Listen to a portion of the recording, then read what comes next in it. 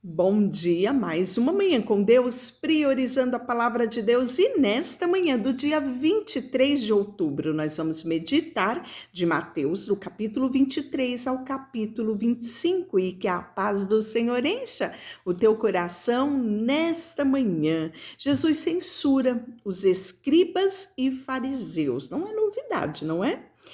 Então falou Jesus às multidões e aos seus discípulos, e na cadeira de Moisés se assentaram os escribas e fariseus. Fazei e guardai, pois, tudo quanto deles vos disserem, porém não os imiteis nas suas obras, porque dizem e não fazem. Atam fardos pesados e difíceis de carregar, e põe sobre os ombros dos homens. Entretanto, nem eles mesmos, com o dedo quer movê-lo. Praticam, porém, todas as suas obras, com o fim de serem vistos. Por quem? Pelos homens, pois alargam os seus filactérios e alongam as suas franjas.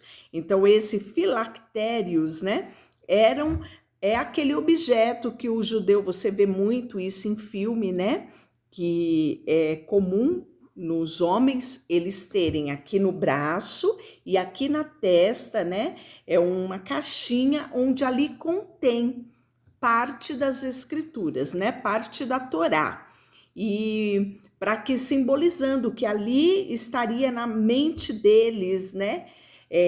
Nos atos seus, nas forças do seu braço, né, nas suas atitudes. Então, você olhando filmes antigos, né, vendo também, por exemplo, né, o povo judeu ali no Muro das Lamentações, você vai ver um judeu com essa caixinha aqui na testa e amarrado aqui o braço. Então isso era muito simbólico, né, de mostrando o comprometimento desse homem em guardar e cumprir a lei.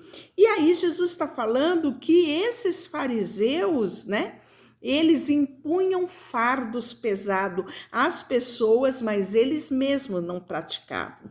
Que eles gostavam de mostrar, né, alargar, mostrar a todos os seus filactérios, essas caixinhas dizendo, olha, eu sou comprometido em cumprir a lei, né? Amam o primeiro lugar nos banquetes e as primeiras cadeiras na sinagoga, ou seja, quer ser visto por todos. As saudações nas praças e serem chamados de mestre pelos homens. Vós, porém, não sereis chamados de mestre, porque há um só mestre, e vós todos sois irmãos. A ninguém sobre a terra chamei de vosso pai, porque só há um só pai, aquele que está no céu. Nem sereis chamados de guia, porque há um só guia, o Cristo. Mas a maior dentre vós será vosso servo. Quem a si mesmo se exaltar será humilhado, e quem a si mesmo se humilhar será exaltado. E aí nós vamos ver várias advertências de Jesus. E sabe como ele vai iniciar essas advertências? É chamado, essa parte aqui do capítulo 13, versículo 13 do capítulo 23, né? Até o capítulo 29 vai ser intitulado o Ais de Jesus, porque ele vai começar: ai de vós, escribas e fariseus hipócritas, fechais o reino dos céus diante dos homens, pois vós não entrais e nem deixai entrar os que querem, né, entrar. Aí o 14, ai de vós, escribas, fariseus, hipócrita, porque devorais as casas das viúvas, né?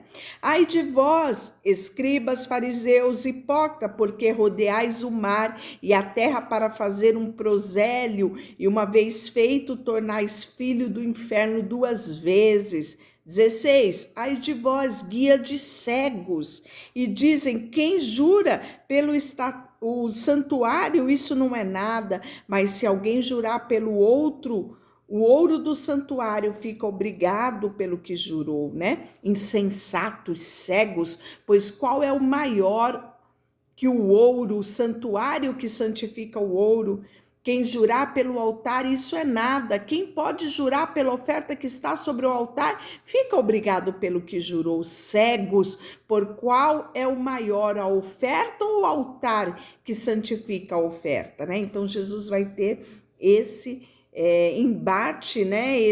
Essas advertências contra esses escribas e fariseus que vão ser chamados pelo mestre de hipócrita, né? E aí, lamento sobre Jerusalém, ele vai finalizar o capítulo 23 e no capítulo 24 ele vai falar da destruição do templo, que é um sermão profético, porque aí aqui ele não está falando de um templo físico, ele está falando dele próprio.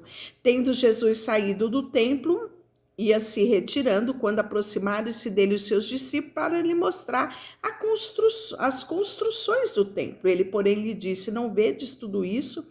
Em breve vos digo que não ficará aqui pedra sobre pedra que não seja derribada. No Monte das Oliveiras, achava-se Jesus assentado, quando se aproximaram dele os discípulos em particular e lhe pediram: diga-nos, quando sucederão estas coisas e qual sinal haverá da sua vinda e da consumação dos séculos?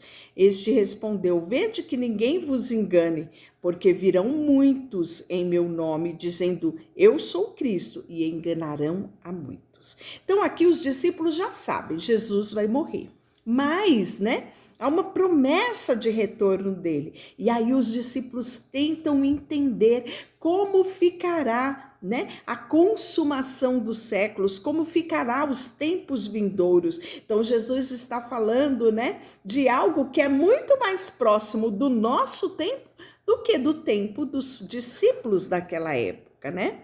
Então sereis atribulado, vos matarão, sereis odiado por todas as nações por causa do meu nome. Nesse tempo, muitos hão de escandalizar, trair e odiar uns aos outros. Levantar-se-ão muitos falsos profetas e enganarão a muitos. E por se multiplicar a iniquidade, o amor se esfriará de quase todos.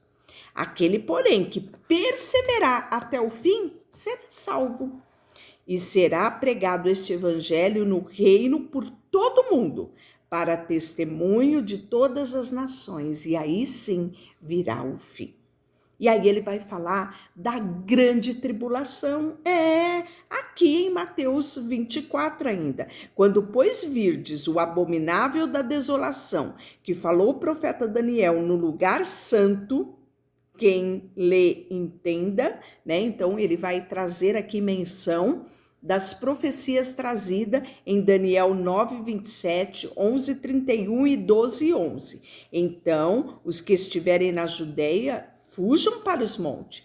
O que estiver sobre o eirado, não desça.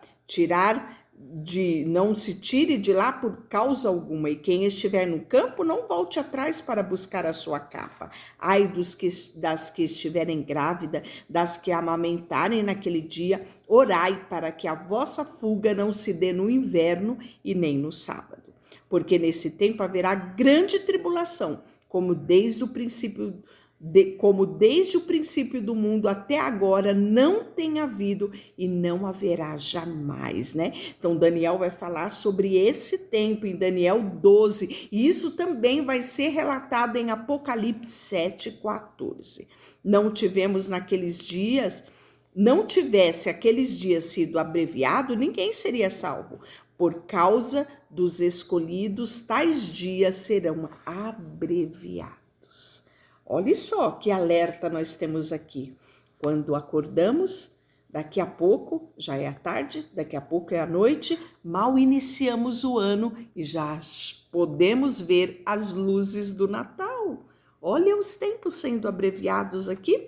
E aí ele continua falando, né? Portanto, se vos disserem, eis que ele está no deserto, não saiais. Ei-lo no interior da casa, não acrediteis. Ou seja, muitas notícias falsas, né? Muitos cristos serão levantados, porque assim como o relâmpago sai do Oriente e se mostra até o Ocidente, assim haverá de ser a vinda do Filho do Homem, né? Então, Jesus veio a primeira vez como homem, nasceu de Maria, né? Viveu aqui na terra, morreu morte de cruz, ressuscitou e foi para o céu. E ele virá novamente arrebatar a sua igreja. Então ele está falando aqui, porque assim como o relâmpago sai do Oriente e se mostra até o Ocidente, assim há de ser a vida do Filho do Homem. Aqui está falando da segunda vinda de Jesus, que é o arrebatamento da igreja, né? No abrir e fechar dos olhos. E precisamos estar prontos para este momento. E aí ele vai trazer no versículo 29, né? Logo em seguida, a tribulação daqueles dias, o sol se escurecerá, a lua não dará mais claridade, as estrelas cairão do firmamento e os poderes do céu serão abalados, né? Então aparecerá no céu o sinal do Filho do Homem. Todos os povos da terra lamentarão e verão o Filho do Homem vindo sobre as nuvens no céu com poder e grande glória. E ele enviará os seus anjos com grande clamor de trombeta, os quais reunirão os seus escolhidos dos quatro ventos de uma outra extremidade dos céus.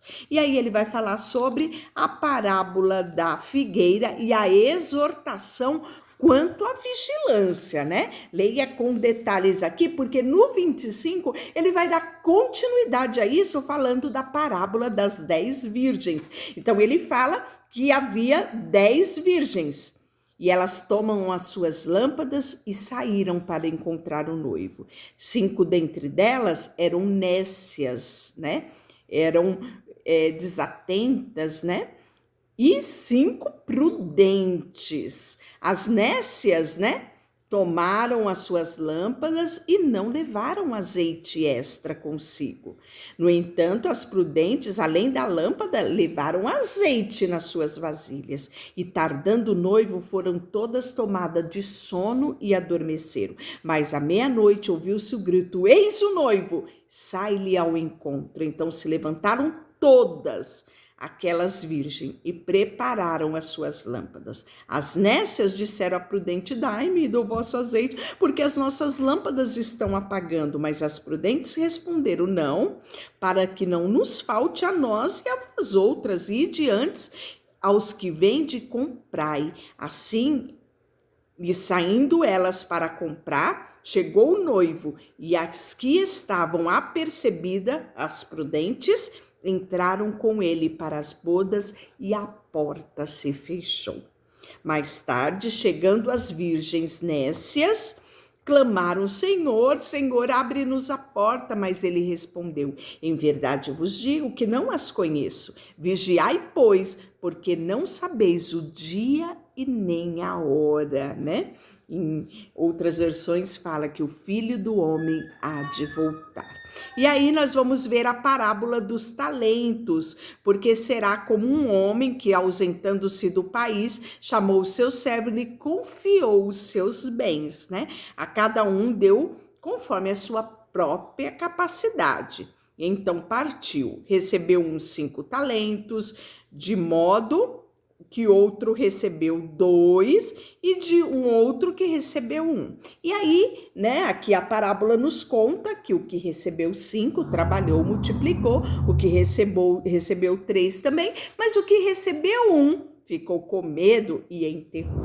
Até que chegou o dia de que o seu senhor voltou, e aí eles foram prestar conta, né? E aí a gente vê quão triste que o servo que tinha 1 talento enterrou, e ele é chamado de servo inútil. Lançai-o fora nas trevas, onde haverá choro e ranger de dentes, né? E, por fim, o final do capítulo 26 é o grande julgamento. Deixa eu orar por você. Senhor, nesta manhã, queremos colocar o nosso coração diante de Ti. Queremos Te pedir a Tua bênção sobre os nossos dias. Queremos pedir que o Senhor nos ajude a vivermos sempre com os nossos olhos voltados aos Teus mandamentos. Queremos, dia após dia, sabe, estarmos como as virgens prudentes, atenta, porque não sabemos o dia e nem a hora que o Senhor há de voltar, mas queremos estar firmes para que quando o Senhor nos chamar, estejamos prontos, preparados para encontrar contigo. Colocamos diante de Ti tudo o que temos e somos, em nome de Jesus. Amém. Deus te abençoe.